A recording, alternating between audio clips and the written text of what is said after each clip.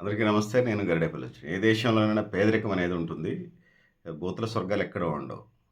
So, ఇండియాలో గూడా ఆహ్, 80,00,00,000 పైచిలుకు లైన్‌లో నిలబడి రేషన్ బియ్యం తీసుకుంటా ఉన్నారు. వీళ్ళంతా ధనికులు కాదు. 77 సంవత్సరాల్లో ఈ దేశంలో నిజమైన అభివృద్ధి జరిగుంటే వాళ్ళు రేషన్ కార్డులు పట్టుకొని లైన్‌లో నిలుచుకొని బియ్యం తీసుకుంటున్నారు అని అని చెప్పలేము. ఎక్కడన్నా ఒకటేరా అమ్ముకుంటే అమ్ముకోవచ్చు.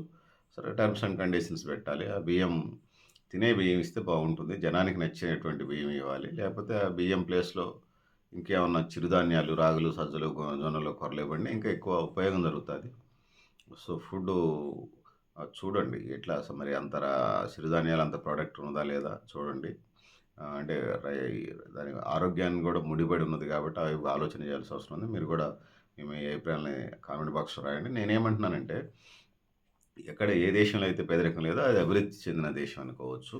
సరే మినిమమ్ వాళ్ళ యొక్క జీవన విధానం ఎట్లున్నది అనే దానికొచ్చినప్పుడు చూసుకున్నప్పుడు భారతదేశంలో ఉన్నది. ఇక పాకిస్తాన్‌లో, శ్రీలంకలో మనం ఈరోజు ఈ మధ్య కాలంలో మనం అనేక పత్రికలు, మ్యాగజైన్స్, టీవీలు చూసినప్పుడు ఆ దేశాల్లో ధరలు పెరగటం 4% అంటే ధరలు పెరుగుతాయి కానీ 6% దాటితే ఏమవుతుందో మనం చూసాం. 9% పోయిన బంగ్లాదేశ్ ప్రభుత్వాన్ని నిరుద్యోగం పెరిగి, ధరలు పెరిగి ఆ ప్రభుత్వాలు కూలిపోయే దగ్గరికే వచ్చేసినాయి. మనం బంగ్లాదేశ్ ప్రభుత్వం హసీనా ప్రభుత్వం, అమ్మగారి ప్రభుత్వం కూలిపోయి కొత్తగా గవర్నమెంట్ వచ్చినటువంటి నేపథ్యాన్ని చూసాం. ఇది ఆసియా ఖండంలో ఉన్న దేశాలకు సంబంధించి కాదు, ప్రపంచవ్యాప్తంగా ఉన్న దేశాలకు సంబంధించి ధరలు అదుపులో ఉండాలి ఒకటి.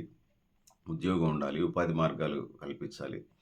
అన్ని రంగాల్ని స్ట్రెంథెన్ చేసుకుంటూ అక్కడ జీవన ప్ర వృత్తి కలిగేటట్టుగా, ఉపాధి అవకాశాలు కలిగేటట్టుగా ముందుకు తీసుకెళ్లాల్సిన బాధ్యత ఆయా రాష్ట్ర, కేంద్ర ప్రభుత్వాల మధ్య ఉంటది. ఇందులో ఈ క్రమంలో పేదరికం ఎంత ఎక్కువుంటే దాన్ని ఎంత తగ్గించే ప్రయత్నం చేశారో అది గొప్ప ప్రభుత్వం అనేది మనం చెప్పుకోవచ్చు. సో, ఆ విధంగా ముందుకెళ్ళాల్సిన పరిస్థితి. ఇక్కడ మనం ఒక ఎగ్జాంపుల్ తీసుకున్నప్పుడు గ్రేట్ బ్రిటన్ అంటారు, ఇంగ్లాండ్ అంటారు, యూకే యునైటెడ్ కింగ్డమ్ అంటారు. రవి అస్తమించిన బ్రిటిష్ సామ్రాజ్యాన్ని అనేక వలస రాజ్యాల్ని సూర్యుడు ఒకవైపు ఉదయిస్తూ అస్తమించే క్రమంలో ఇంకొక వైపు ఇక్కడే ఎట్లయితే అస్తమిస్తుందో సూర్యుడు ఇంకొక వైపు ఉదయిస్తూ ఉంటాడు. అంటే 24 గంటలు సూర్యుడు ఉండేటువంటి ప్రాంతాన్ని ఇంగ్లాండ్ ఏదైతే ఉందో గ్రేట్ బ్రిటన్ పరిపాలించిందో ఆ దేశంలో కూడా పేదరికం ఉన్నది. దానికి సంబంధించిన కొన్ని పాయింట్స్ మీ దృష్టికి తీసుకొచ్చే ప్రయత్నమే ఈ వీడియో. ముఖ్యంగా గ్రేట్ బ్రిటన్‌లో ఆకలి కోసం జరిగే దొంగతనాలకు సంబంధించి ఏదైతే ఉన్నదో, ఆ దొంగతనాలకు సంబంధించి చేస్తే అది దొంగతనం కాదని అని చెప్పేసి అర్థమవుతా ఉంది.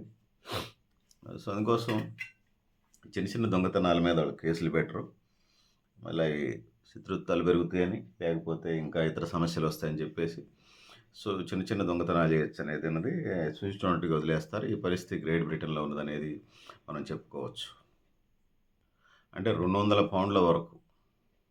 అంటే ఒక పౌండ్ అంటే రూ. 15, రూ. 20 పైగా ఉన్నట్టుగా ఉంది. 15-30 రూపాయల మధ్య ఉన్నట్టుగా ఉంది. లేటెస్ట్ నేను ఇన్ఫర్మేషన్ చూడలేదు. ఒక పౌండ్ అంటే 15-30 రూపాయల మధ్య అయితే ఉంటుందని చెప్పగలను. మాక్సిమం 40 లోపే ఉంటుంది.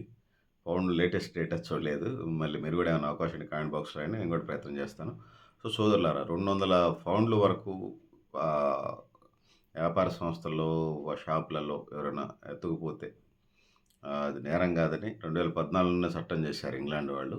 సో, చిన్న చిన్న దొంగతనాలకు సంబంధించి ఎవరు చేయరు. మన దగ్గర కూడా రూ. 50, రూ. 100, 200, 400, 500 ఏమైనా సీసీ కెమెరాలు దొరికిన కంప్లెయింట్స్ ఏమి ఉండవు. అవి పెద్ద ఎత్తున జరిగినప్పుడే. ఎందుకంటే మళ్ళీ పోలీస్ డిపార్ట్మెంట్‌లో ఏం జరుగుతుందో మనకంతా తెలుసు కాబట్టి. సో, అందుకోసం సో, క్రైమ్ రేట్ పెరగడానికి ప్రధానమైన కారణం ఆ దేశంలో ఉన్నటువంటి ప్రతిపక్ష పార్టీలు గొడవ చేస్తా ఉన్నాయి. ఏమని చేస్తా ఉన్నాయంటే పేదరికం పెరగటం, నిరుద్యోగం పెరగటం వల్ల ఈ సమస్యలన్నీ వస్తాయని చెప్పేసి నిజం కూడా అదొకటి ప్రధానంగా అభివృద్ధి చెందినటువంటి దేశాలు అన్నిట్లలో దొంగతనాలు ఉన్నాయని కాన్సెప్ట్ కాదు కానీ అభివృద్ధి చెందిన దేశాల్లో బడుగు దేశాలు ఏదైతే ఉన్నాయో వెనకబడ్డ దేశాల ప్రజలు లేకపోతే అభివృద్ధి చెందుతున్న దేశాల వాళ్ళకి సంబంధించినటువంటి వాళ్ళు అది ప్రజలు కానీ వివిధ ప్రొఫెషనల్‌గా వృత్తులు చేసేవాళ్ళు కానీ లేకపోతే విద్యారంగానికి సంబంధించి కూడా వెళుతూ ఉంటారు అభివృద్ధి చెందిన దేశాల్లో. అక్కడికి సర్టెన్ పీరియడ్‌కి వీసా, పాస్‌పోర్ట్ తీసుకొని అక్కడ ఉండే ప్రయత్నం చేస్తారు. కొంతమంది అక్కడే సెటిల్ అవుతా ఉన్నారు. ఈ పరిస్థితి ఉన్నది. సో, పేదరికానికి సంబంధించి లేకపోతే నిరుద్యోగం సంబంధించి మాత్రమే ఇప్పుడు మనం చెప్పే గ్రేట్ బ్రిటన్ గానీ, లేకపోతే ఎక్కడైనా ప్రపంచంలో ఈ దొంగతనాలకు ప్రధాన కారణం, దారి దోపిడీలకి వీటన్నిటికి ప్రధానమైన కారణం పేదరికం అని చెప్పొచ్చు. శాంతి భద్రతలతో పాటు కూడా పేదరికం అనేది మనం చెప్పుకోక తప్పదు. ఆ విధంగా ఈ పరిస్థితులు ఉన్నాయనేది మనం చెప్పుకోక తప్పదు. సో, దేశవ్యాప్తంగా చూసినప్పుడు మళ్ళా జాతీయ గణాంకాలని తీసుకొని లండన్‌లో జాతీయ దేశవ్యాప్తంగా చూసినప్పుడు 4,30,000 దొంగతనాలు జరిగినట్టుగా అర్థమవుతా ఉన్నది. సో, ఇట్లాంటి పరిస్థితులున్నాయి. రిటైల్ సమాఖ్య చెప్పినటువంటి సమాచారం ప్రకారం ఎవరు గొడవలవుతాయని ఫిర్యాదులు చేయకపోవడం, దొంగతనాలు దేశవ్యాప్తంగా లాస్ట్ ఇయరు గ్రేట్ బ్రిటన్‌లో దేశవ్యాప్తంగా 8 మిలియన్లు జరిగినాయని 1.8 బిలియన్ల సొత్తు 1.8 బిలియన్ మిలియన్లు కాదు 1.8 బిలియన్ల సొత్తు పోయిందనేది. అంటే 8 మిలియన్ల దొంగతనాలంటే. అంటే ఒక మిలియన్ అంటే 10 లక్షలు. 1.8 బిలియన్ల ఆస్తి వివరాలు మనం చెప్పలేములే. వాళ్ళు కొద్దిగా ఎక్కువ తక్కువ చెప్పొచ్చు. సో, ఈ రాజకీయ నాయకులు ఎన్ని వ్యవహారాల కార్యక్రమాలు ఉండేటువంటి నేపథ్యాన్ని మనం చూస్తూ ఉన్నాం. దొంగతనాలు ఇట్లా పెరిగిపోవడానికి ప్రధానమైన కారణం ఏదైతే ఉన్నదో జీవన వ్యయం పెరగటం. ఇప్పుడు ఈ దేశంలోనే జీవన వ్యయం పెరగటం, అంటే ద్రవ్యోల్బణం పెరగటం, సో నిరుద్యోగిత పెరగటం, ఉపాధి మార్గాలు కరువవటం.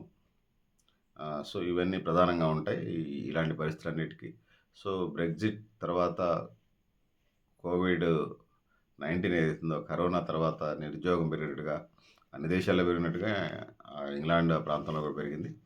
సో ఇంగ్లాండ్లో దరిద్రం, పేదరికం పెరిగింది. అంటే ఇంగ్లాండ్ కాన్సెప్ట్ ఫుడ్ బ్యాంకులు ఉన్నాయి. 4,5,000 ఫుడ్ బ్యాంకులు ఉన్నాయి. వాళ్ళు అక్కడి నుంచి దేశవ్యాప్తంగా విశాలంగా దేశం అనేక దీవులుగా ఉంటుంది ఇంగ్లాండ్. 4,5,000 ఫుడ్ బ్యాంకులు అంటే మనం కోల్డ్ స్టోరేజ్‌లో ఎట్లా దాచిపెడతామో, లేదా ఫ్రిడ్జ్‌లలో ఫుడ్ ఐటెమ్స్ ఎలా దాచిపెడతాం, ఫుడ్ బ్యాంకులు అక్కడి నుంచి ఆహారం వండి వాళ్ళు తినే ఆహారం, మనం రైస్ తింటాం, వాళ్ళు వేరే తింటారు. ఈ ఫుడ్ బ్యాంకుల ద్వారా అనేక మంది పేదలకి 4,5,000 ఫుడ్ బ్యాంకులు సరఫరా చేస్తున్నటువంటి ఇప్పటికీ కూడా చాలామంది ఖాళీ కడుపులతో పండుకుంటున్నారంటే నేను అర్థం చేసుకోవచ్చు. సో జనరల్గా అభివృద్ధి చెందినటువంటి ఇంగ్లాండ్, అమెరికా లాంటి దేశాల్లో 15% పేదరికం ఉంటే చాలా ఎక్కువగా భయపడిపోతారు. 10% లోపే ఉన్నట్టుగా ఉంటుంది జనరల్గా. లేటెస్ట్ ఇన్ఫర్మేషన్స్ కూడా చూడాల్సిన అవసరం అయితే ఉన్నది, కరెంట్ డేటా. సో సో ఆ విధంగా మనం చెప్పుకోవచ్చు. సో ఆ విధంగా పేదరికానికి సంబంధించి ఇది ఉన్నది. ఇది కొన్ని దేశాల్లో అది సో లాటిన్ ఆఫ్రికా కంట్రీస్‌లో చాలా పెద్ద ఎత్తున ఉంటుంది. సో అది పెద్ద పేదరికం. ఇవి ఒక్కొక్కసారి ఉద్యోగత కోల్పోయినప్పుడు ఈవెన్ అమెరికా లాంటి లేదా పెట్టుబడి ఇతర దేశాల్లో ఉద్యోగాలు కోల్పోయినప్పుడు ప్రజలందరూ ఆదాయం ఎట్లా వచ్చేది ఒకసారి పడిపోద్ది కాబట్టి వాళ్ళు పొదుపు సేవింగ్స్ అని ఖర్చు చేసుకుంటారు. అవి కూడా లేనప్పుడు పేదరికంలో ఉన్నట్టు అయిపడతారు.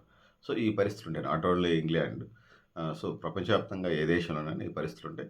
ముఖ్యంగా అభివృద్ధి చెందిన దేశాల్లో ఇక మనం చెప్పలేము. అక్కడ పారిశ్రామికీకరణ కాకుండా తక్కువ పారిశ్రామికీకరణ ఉంటుంది.